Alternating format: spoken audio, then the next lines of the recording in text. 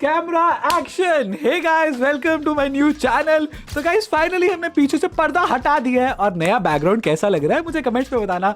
लेकिन गाइस सबसे पहले आप सबको दिल से थैंक यू यार, आपने बिना किसी वीडियो के इस चैनल पे 2 दिन के अंदर अंदर 30,000 सब्सक्राइबर्स करवा दिए। मुझे याद है मैड ऐश वाले चैनल पे 30,000 सब्सक्राइबर्स करने के लिए मुझे 6 महीने से ज़्यादा का टाइम लग गया था। यार आप लोग बहुत प्यारे हो, मतलब जितना थैंक यू बोलूँ उतना कम है। लेकिन चलो बाकी बातें बाद में करेंगे, अभी अपनी स्टोरी शुरू करते हैं। तो आज जो मैं आपको स्टोरी सुनाने वाला हूँ वो मेरी मम्मी के बचपन की रियल लाइफ हॉरर स्टोरी है। उनके साथ बचपन में एक बहुत ही हॉरर इंसिडेंट हुआ था और जब हमने ये स्टोरी सुनी थी, मैं सच बता रहा हूँ, हमारी रातों की नींद उड़ गई थी। और अभी भी जब हम वो स्टोरी सुनते हैं ना, हमारे रोंगटे खड़े हो जाते हैं। मेरे नाना जी ने हमें ये स्टोरी सुनाई थी और जब नाना जी ने ये हमें स्टोरी सुनाई थी ना, तो नाना जी की भी दिल की धड़कन ना ऐसे बढ़ गई थी एकदम से। ये बहुत ख़तरनाक स्टोरी है और मैं कुछ भी अपने मन से बना के आपको नहीं बताऊँगा। इस स्टोरी में कुछ भी फेक नहीं है। जो मैं स्टोरी सुनाने वाला हूँ वो बिल्कुल एकदम सच्ची स्टोरी है। तो मेरी मम्मी रोपड़ की रहने वाली है। रोपड़ पंजाब में एक जगह है। हम अभी भी छुट्टियों में वहाँ जाते हैं, वहाँ घूमते हैं, वहाँ रहते हैं, बहुत मज़ा आता है। और हमारे नान के अभी भी वहीं रहते हैं। तो मम्मी की ना बचपन की गर्मियों की छुट्टियाँ चल रही थी। जैसे आजकल के बच्चों की छुट्टियाँ होती हैं तो वो तो गेम्स खेलने लग जाते हैं, फ़ोन में बहुत कुछ खेलते हैं और फ़ोन में वीडियोज़ वगैरह देखते हैं। लेकिन उस टाइम पे फ़ोन वगैरह नहीं होते थे, तो जो सारे बच्चे होते थे ना वो बाहर जाके खेला करते थे। तो एक दिन की बात है, बच्चे सारे बाहर खेल रहे थे, सारे कज़न्स मिलके, सारे दोस्त मिलके बाहर खेल रहे थे। तो वो ना बाहर गली में खेल के ना बोर हो गए, तो उन्होंने सोचा आज ना कुछ अलग करते हैं। तो मेरे नाना जी दोपहर को ना खेत जाया करते थे। तो सारे बच्चे सोचते हैं कि हम ना आज नाना जी के साथ ना खेत चलते हैं और खेत में जाके खेलेंगे। तो सारे बच्चे सोचते हैं कि नाना जी से जाके बात करते हैं कि क्या वो हमें आज खेत लेके जाएंगे। तो सारे बच्चे चले जाते हैं नाना जी के पास उनसे पूछने कि क्या हम आपके साथ खेत चल सकते हैं, हम वहाँ पे खेल लेंगे और आप काम कर लेना।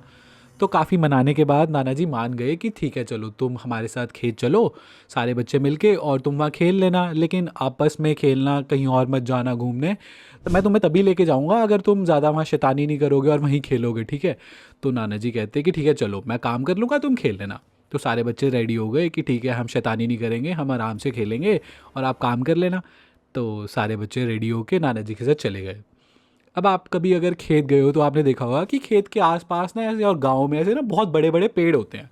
तो वहाँ खेतों में भी काफ़ी साइड में ना बहुत ऐसे बड़े बड़े पेड़ थे। और खेत में ना वो एक पानी की मोटर होती है, तो बच्चों को ना वहाँ पानी की मोटर के पास, टैंकी के पास जाके ना खेलने में बहुत मज़ा आता था, क्योंकि वहाँ बड़ा ठंडा ठंडा लगता था। अब गर्मियों का टाइम, आपको ऐसे ठंडा ठंडा पानी मिल जाए तो क्या मज़ा आता है। तो सारे बच्चे ना वहाँ पानी के आसपास बैठ के मस्त खेल रहे थे। अब इतना बड़ा खेत था और इतने बड़े बड़े पेड़ थे, तो बच्चों ने सोचा कि हम ना यहाँ पे छुपन छुपाई खेलते हैं, कि हम यहाँ अगर आसपास पेड़ों के पीछे छुप जाएंगे तो हमें कोई ढूंढ नहीं पाएगा और काफ़ी टाइम लगेगा ढूंढने में, तो मज़ा आएगा छुपन छुपाई खेलने में। तो सारे बच्चे डिसाइड करते हैं कि हम ना छुपन छुपाई खेलते हैं। अब सारे बच्चे छुपने लग गए और मेरी मम्मी भी जाके छुप गई। अब मेरी मम्मी ना एक पेड़ के पीछे जाके छुप गई और वो पेड़ पीपल का पेड़ था। आपने अगर कभी पीपल का पेड़ देखा हो तो आपने देखा होगा कि कई पीपल के पेड़ के नीचे ना लोग ऐसे पूजा वगैरह करते हैं। और जिस पीपल के पेड़ के पीछे जाके मम्मी छुपी थी ना, वो भी एक ऐसे पेड़ पीपल का था जिसके नीचे ना ऐसे पूजा वगैरह हो रखी थी और काफ़ी ऐसे भगवान जी की मूर्तियाँ वगैरह पड़ी थी। तो मम्मी ना उस पेड़ के पीछे जाके छुप गई। अब पेड़ के नीचे काफ़ी मूर्तियाँ पड़ी थी भगवान जी की, काफ़ी पूजा का सामान पड़ा था और उसके पास ना एक लाल मटकी भी पड़ी थी। और वो लाल मटकी दिखने में बहुत सुंदर थी। तो मेरी मम्मी को वो मटकी बहुत सुंदर लगी, तो मम्मी सोचती कि ये क्या मैं एक मटकी घर लेके जा सकती हूँ, क्योंकि वो मटकी दिखने में बहुत सुंदर थी। तो मम्मी सोचती है कि एक बार मटकी खोल के देख तो लेती हूँ कि इसके अंदर है क्या। तो मम्मी ने वो मटकी खोली और उस मटकी के अंदर ना काफ़ी लड़कियों का ऐसे श्रृंगार का सामान था, जैसे चूड़ियाँ थी, बिंदी थी, सिंदूर था और भी काफ़ी सारा सामान था, और 2 लड्डू भी थे उसके अंदर खाने के, मिठाई वाले लड्डू। तो मम्मी सोचती है कि ना मैं घर लेके जाऊंगी। अब थोड़े ही टाइम मम्मी ने अपनी मटकी वो पास रखी। फिर ना थोड़े टाइम बाद मम्मी सोचती कि अगर मैं ये मटकी घर ले गई और घर वालों ने मटकी देख ली तो मेरे को बोलेंगे कि ये मटकी किसकी है, कहाँ से लाई है तो ये मटकी, और घर वाले तो डांटेंगे, पिटाई करेंगे। तो मम्मी सोचती कि ना मैं मटकी रहने देती हूँ, जो मटकी के अंदर का सामान है ना वो मैं अपने पास रख लेती हूँ। तो मम्मी ने क्या करा, जो मटकी के अंदर चूड़ियाँ थी ना वो चूड़ियाँ मम्मी ने डाल ली और जो बाकी सारा श्रृंगार का और वो मेकअप का सामान था ना, वो ना मम्मी ने अपनी चुन्नी के साथ बांध लिया। क्योंकि बचपन में उस टाइम पे बच्चे सारे, लड़कियां सूट्स वगैरह डालती थी, कुछ पॉकेट्स होती नहीं थी, तो सूट की ना चुन्नी के साथ सारा सामान उन्होंने बांध लिया। और उसके अंदर ना 2 लड्डू भी थे। तो मम्मी को लगा कि ये प्रसाद के लड्डू हैं, तो मम्मी ने वो 2 लड्डू प्रसाद के लड्डू समझ के खा लिए। अब लड्डू खाने के बाद सारा मेकअप का सामान उन्होंने रख लिया। उसके बाद ना वो मटकी खाली हो गई, तो उन्होंने मटकी ना वो वहीं पीपल के पेड़ के नीचे रख दी, उसके ऊपर वो कपड़ा बांध के, कि किसी को लगे ना कि मैंने इसमें से कुछ सामान लिया। क्योंकि बच्चे बचपन में डर जाते हैं कि अगर किसी को पता लग गया कि मैंने सामान लिया तो वो चिढ़ाएंगे या बच्चे बोलेंगे कि सामान वापस रख दे ये वो। तो उसके बाद फिर वो सारे दोबारा खेलने लग गए। तो थोड़ी टाइम खेलने के बाद फिर ना सारे बच्चे थक गए, और नाना जी ना वहीं मंजी पे ना, वहीं मोटर के पास, जो पानी की मोटर थी, वहीं मंजी पे ना रेस्ट कर रहे थे। तो सारे बच्चे नाना जी के पास चले गए कि नाना जी भूख लगी है, कुछ खिला दो। तो नाना जी वहीं रेस्ट कर रहे थे, तो वो उनके लिए कुछ खाने के लिए लाए। तो थोड़ी देर ना उसके बाद वहाँ सबने रेस्ट किया, सारे बच्चे सो गए, नाना जी भी वहाँ खाना पीना खा के सब वहाँ सो गए। तो थोड़ी देर के बाद जब थोड़ा शाम होने लगा, अंधेरा होने लगा, तो नाना जी उठ गए कि चलो बच्चों घर चलो, अंधेरा हो रहा है। अगर गए तो वहाँ गांव में ज़्यादा ऐसे लाइट नहीं होती थी रात को।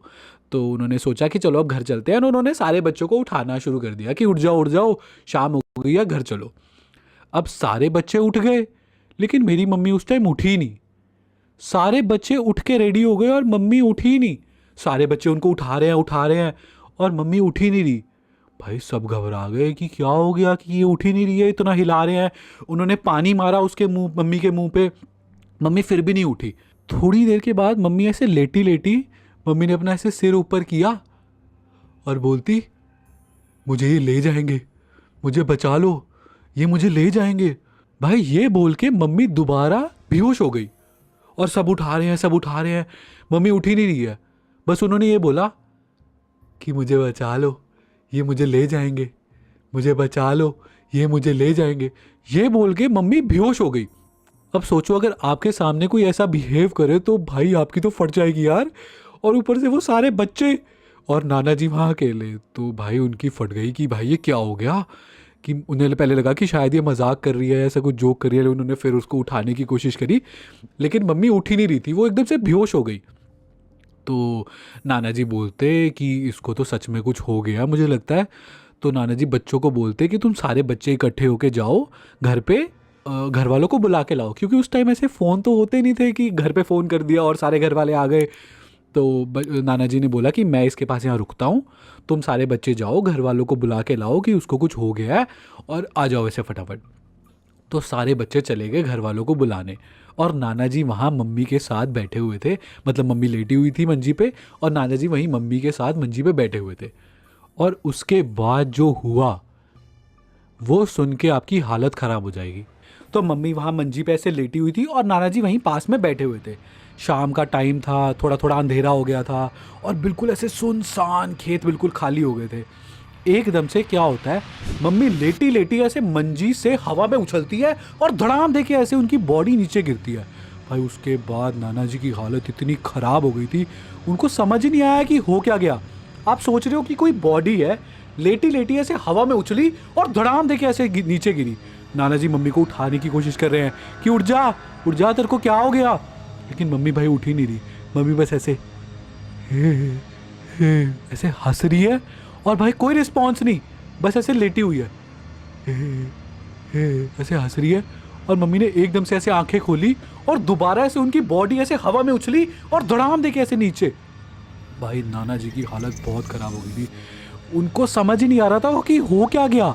उन्होंने भाई बड़ी मुश्किल से, नाना जी ने मम्मी को ऐसे उठाया नीचे से, और ऐसे कंट्रोल कर रही है उनकी बॉडी में से ऐसे कुछ चीज़ निकलने की कोशिश कर रही है, लेकिन वो ऐसे निकल नहीं पा रही है। तो नाना जी ने बड़ी मुश्किल से ऐसे मम्मी को ऐसे उठा के मंजी पे लिटाया, और लिटाने के बाद ना नाना जी ने मम्मी के ऐसे हाथ और ऐसे पैर ना रस्सियों से बांध दिए कि वो दोबारा ऐसे उछल ना पाए। और मम्मी ऐसे लेटी हुई,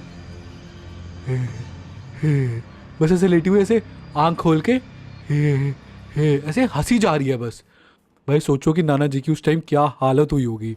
तो भाई उसके बाद भी ना उनकी बॉडी लेटी लेटी भी ना ऐसे ऐसे करी जा रही है, ऐसे ऐसे लेटी हुई है और ऐसे ऐसे करी जा रही है, जैसे कुछ चीज़ अंदर से निकलने की कोशिश कर रही है लेकिन निकल नहीं पा रही है। तो नाना जी को ये तो समझ आ गया था कि इसके अंदर कोई ऐसी बुरी आत्मा घुस गई है जो मतलब बाहर निकलने की कोशिश कर रही है लेकिन वो निकल नहीं पा रही है। नाना जी ने बड़ा ट्राई किया कि ऐसे कुछ करो, कि कुछ उन्होंने हनुमान चालीसा पढ़ा कि कुछ तो हो जाए, कि जिससे कुछ कुछ बाहर निकल जाए या कुछ ऐसा हो जाए कि कुछ पता लगे कि क्या हो रहा है भाई। लेकिन कुछ नहीं, बस वो ऐसे मम्मी ऐसे बैठी है, मतलब लेटी हुई है और ऐसे हे आँख खोल के बस हंसी जा रही है। भाई नाना जी ने सब ट्राई कर लिया लेकिन कुछ नहीं हुआ। और उसके बाद एक ऐसी चीज़ होती है जिस शोर को सुनने के बाद सारे गांव वाले और सारे खेत वाले आसपास वाले वो सारे इकट्ठे होके वहां पहुंच जाते हैं। अब नाना जी ने मम्मी को तो मंजी पे बांध दिया, लेकिन वो बुरी आत्मा इतनी पावरफुल और इतनी स्ट्रांग थी कि वो पूरी मंजी को मम्मी के साथ लेके दोबारा से ऐसे हवा में उछलती है और धड़ाम दे के ऐसे नीचे गिरती है। दोबारा से वही होता है, मम्मी ऐसे हंसने लग जाती है ही, और दोबारा से वो मंजी के साथ मम्मी को लेके ऐसे हवा में उछलती है और धड़ाम दे के ऐसे नीचे गिरती है। अब उस चीज़ का इतना शोर हो गया था कि जो सारे आसपास वाले गांव वाले खेत वाले थे वो भी ऐसे इकट्ठे होके आ जाते हैं कि क्या हो गया।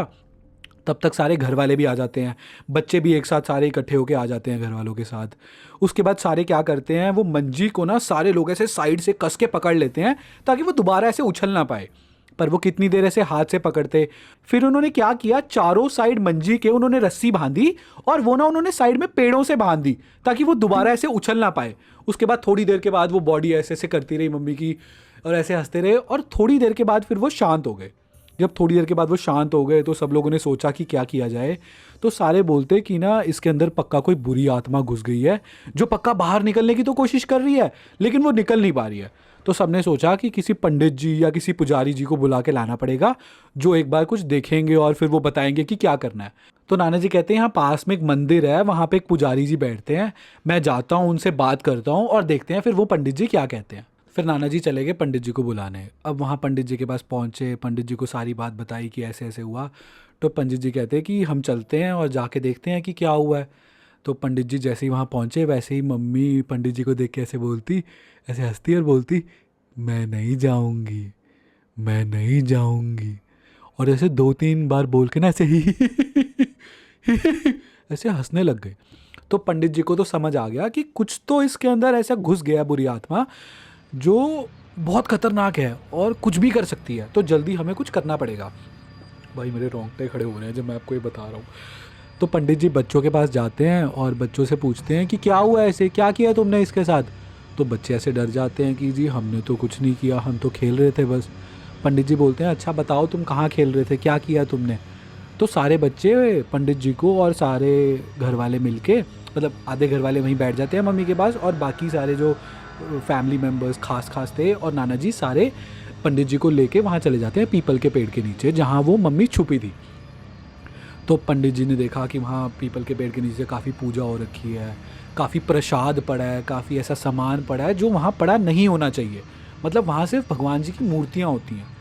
तो पंडित जी समझ गए कि यहाँ किसी ने जादू टोना किया है और पंडित जी को वो लाल वाली मटकी मिली। पंडित जी ने वो लाल वाली मटकी खोल के देखी और वो मटकी थी खाली। तो पंडित जी समझ गए कि इस मटकी के अंदर कुछ तो था जो अब इसके अंदर नहीं है।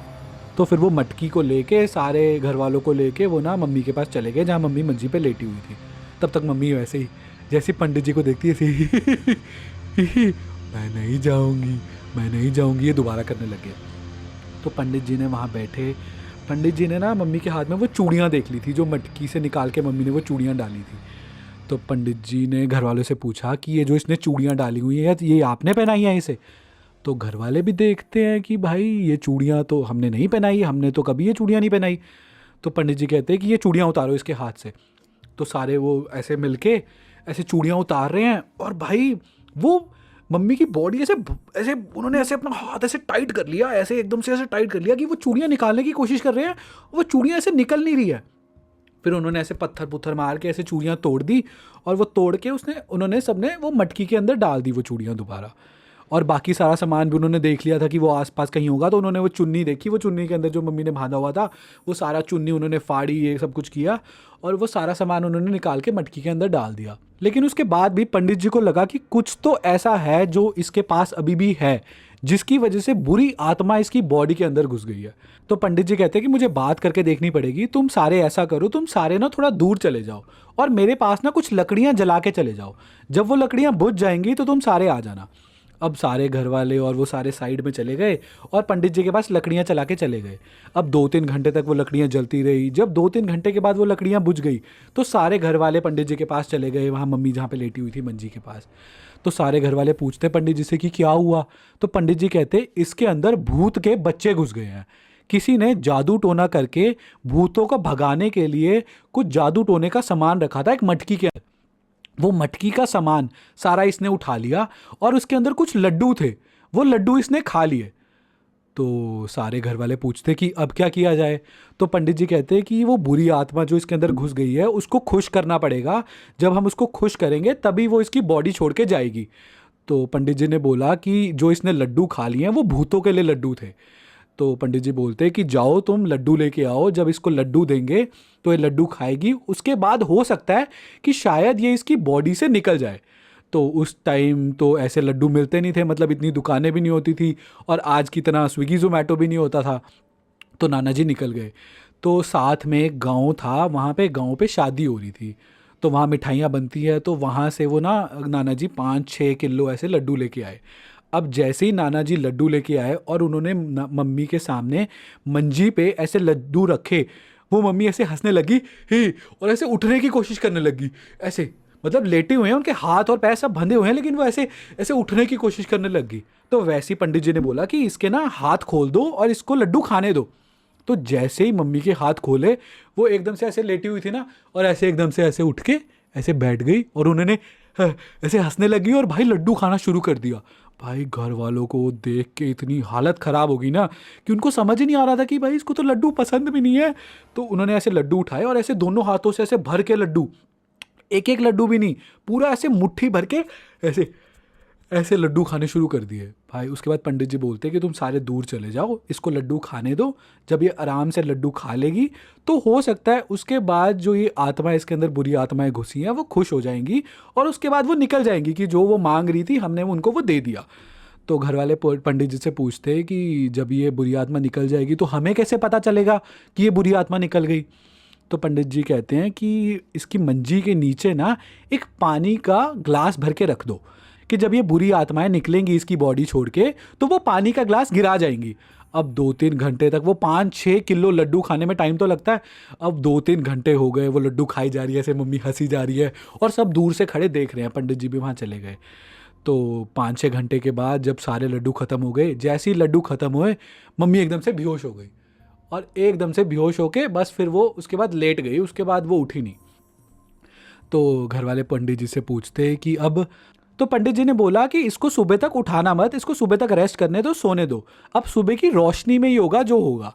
तो सब सुबह होने का वेट कर रहे थे, वहीं सारे आसपास बैठे रहे। अब सुबह हो गई, अब सब उनको थोड़ा हिलाने लग गए मम्मी को कि उठ जा उठ जा, वो उठ नहीं रही थी। उसके बाद पंडित जी ने कुछ पानी मारा, उसके बाद मम्मी उठ गई। उठने के बाद जब उन्होंने उसको चेक किया, उनकी पूरी बॉडी ऐसे गर्म पड़ी थी जैसे एकदम से तप रही हो। तो उन्होंने उनको ठंडी पट्टियाँ करी, बर्फ़ लगाई और उनकी बॉडी थोड़ी स्टेबल करी। उनको बुखार हो गया था। उसके बाद 2-3 दिन तक मम्मी को बुखार रहा, मम्मी ने उल्टियाँ करी, 1-2 हफ्ते तक बहुत वीकनेस रही, लेकिन 1-2 हफ्ते के बाद सब नॉर्मल हो गया और मम्मी ठीक हो गई। तो गाइज ये थी पूरी स्टोरी। अगर आपको स्टोरी अच्छी लगी तो प्लीज़ वीडियो को लाइक कर देना, और आपको स्टोरी का कौन सा पार्ट सबसे ज़्यादा अच्छा लगा प्लीज़ मुझे कमेंट्स करके बताना। और अगर आपके पास भी कोई रियल लाइफ हॉरर स्टोरी है जो आप चाहते हो मैं सब लोगों से शेयर करूं, आप मुझे इस मेल आईडी पे भेज सकते हो। और मिलते हैं नेक्स्ट सैटरडे शाम को 5 बजे मैड स्टोरीज पे। तब तक के लिए बाय बाय, टेक केयर।